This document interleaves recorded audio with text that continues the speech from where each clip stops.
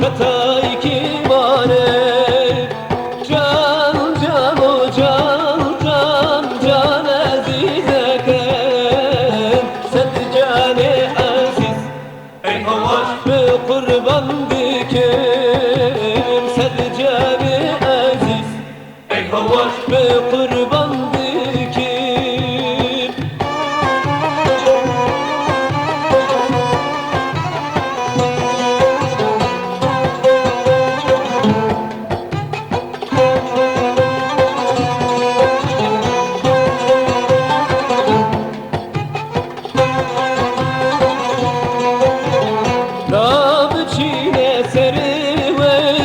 Tövbe kali,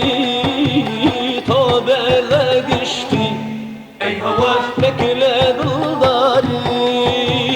Tövbe legişti ey havaş bekle dudari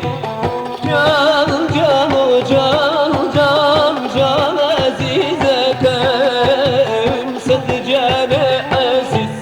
ey havaş be kurban dikim Sed cane aziz ey havaş be kurban dikim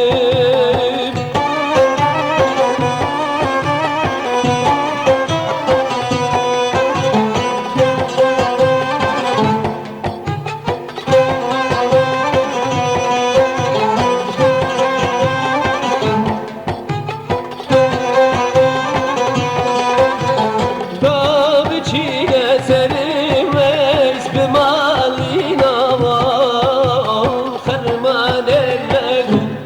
ey havaş bir malina var Ferman elledim